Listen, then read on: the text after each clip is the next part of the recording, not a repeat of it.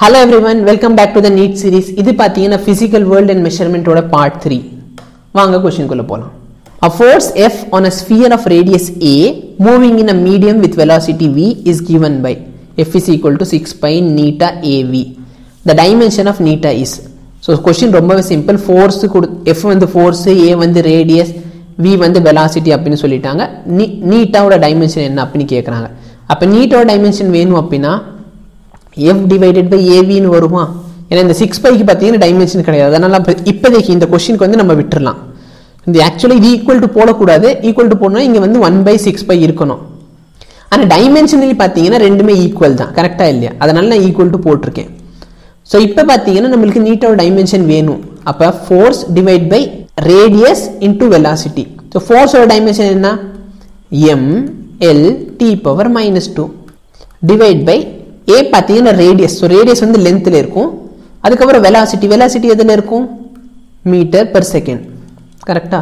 So இது ரெண்டு cancel பண்ணிட்டீங்க அப்படினா m l power -1 t power -1. So இதான் உங்களோட correct answer. The dimension of universal gravitation constant r. So இந்த क्वेश्चனை பாருங்களே. அப்பா 6 வருஷம் கேட்டிருக்கான். So universal gravitation constants அப்ப வேணும்னா F is equal to gmm by r square. So already இதுக்கு வீடியோல தனியா போட்டுருக்கேன். நீங்க அந்த வீடியோ பார்க்கலனா அதல கூட போய் பார்த்துக்கோங்க. அப்ப fr square divided by mm. அப்ப force ஓட டைமென்ஷன் என்ன? m l t power -2. length ஓட டைமென்ஷன் என்ன? l. So இங்க ஸ்கொயர் இருக்குதுனால ஸ்கொயர் டிவைட் பை இது பாத்தீங்கன்னா மாஸ். அப்ப மாஸ் ஸ்கொயர். அப்ப இது நீங்க சிம்பிளிஃபை பண்ணீங்கனா இந்த m கேன்சல் ஆயிடுச்சுனா m power -1 l cube t power -2. அப்ப m power -1 l cube t power -2 தான் உங்களோட correct answer. The percentage error in the measurement of mass and the speed are. So massல இருக்கிற percentage error 2%, speedல இருக்கிற error பாத்தீங்கன்னா 3%. The error in the kinetic energy. So kinetic energy formula என்ன? half mv square. இந்த ஹாஃப்ல எந்த error வராது. அதனால விட்டுருவோம் இப்போதைக்கு. இந்த எரர் கான்செப்ட்ல வந்து ஹாஃபை விட்டுறலாம் நம்ம. மாஸ்ல பாத்தீங்கன்னா 2% எரர். அப்ப 2 பிளஸ் வெலாசிட்டில வந்து 3% எரர்னு சொல்லியிருக்காங்க. ஆனா என்ன இருக்கு? பவர் வந்து 2. அப்ப நம்ம என்ன பண்ணுவோம்? 2 into னு போடணும். ஞாபகம் இருக்கா? அப்ப 2 plus 6.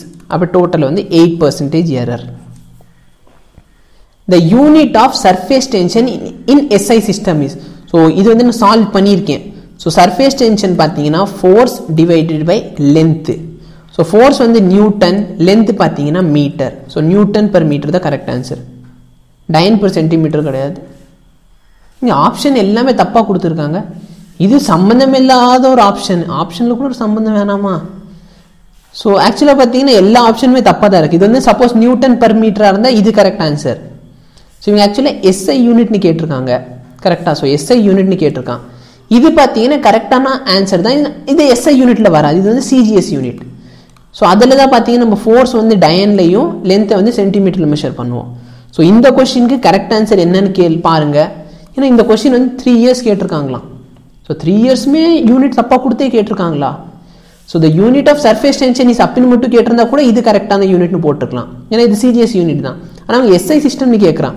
சோ SI சிஸ்டம்னா நியூட்டன் per மீட்டர் தான். So இதுக்கு கரெக்ட் ஆன்சர் என்ன அப்படிங்கிறது எனக்கு வந்து தெரிய வைங்க. Which of the following has the dimension of the pressure? So pressure ஓட டைமென்ஷன் என்ன இதுல கேக்குறாங்க. So pressure வந்து பாத்தீங்கன்னா force per area. Force ஓட டைமென்ஷன் என்ன? m l t power -2. Area ஓட டைமென்ஷன் என்ன? length into length. அப்ப l square.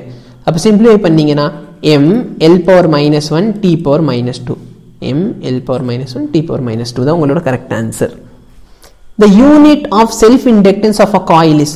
So self inductance of a coil வந்து நம்ம ஹென்ரில மெஷர் பண்ணோம். டைரக்ட் क्वेश्चन ஆனாலும் இந்த क्वेश्चन 4 வருஷம் வந்திருக்கு. Wow. 1 lux is equal to. So இது வந்து படிச்சிருக்கோமானே தெரியல. நான் வந்து ரொம்ப லேட்டரா வந்து நான் BSc லெவல்ல வரப்ப தான் இதெல்லாம் படிச்சேன்.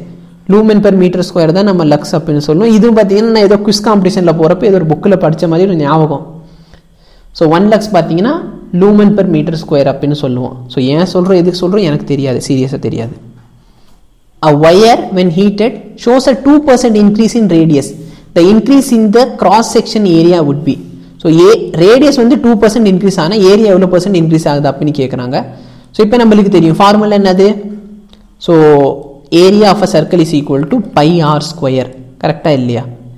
ஸோ ஆக்சுவலி இது வந்து எரர்னு வச்சுக்கோங்களேன். சப்போஸ் 2% எரர் வருதுன்னு வச்சுக்கலாமே, ஒரு ரேடியஸ் வந்து இன்க்ரீஸ். ஸோ சப்போஸ் வயரை ஹீட் பண்ணுறப்ப 2% எரர் வருது அப்படின்னு சொன்னால் அதோட ஏரியா கண்டுபிடிச்சா எவ்வளோ % எரர் வருதோ அப்படின்னு தான் கொஸ்டின் வச்சுக்கோங்க. அப்போ நம்ம என்ன, இந்த பையெல்லாம் எரரில் வராது. ஓகே, அது ஒரு கான்ஸ்டன்ட். அப்போது இந்த 2 தூக்கி நம்ம என்ன பண்ணுவோம், முன்னாடி போட்டு எரர் எவ்வளோ இருக்குது, 2%. அப்போ 2 × 2 4. ஸோ 4 தான் உங்களோட correct answer.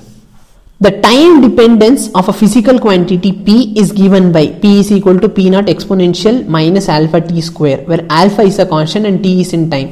The constant alpha. So இது ஆல்ஃபாவோட டைமென்ஷன் என்ன? இப்போ நீங்கள் தெரிஞ்சுக்க வேண்டிய ஒரு விஷயம் இருக்குது. என்ன அப்படின்னா, சப்போஸ் நான் எக்ஸ்போனென்ஷியல் பவர் சம்திங் சொல்கிறேன்னு வச்சுக்கோங்களேன், ஏடி சொல்கிறேன் அப்படின்னா இந்த ஏவையும் டியையும் நீங்கள் மல்டிப்ளை பண்ணிங்க, உங்களுக்கு டைமென்ஷன் வரக்கூடாது.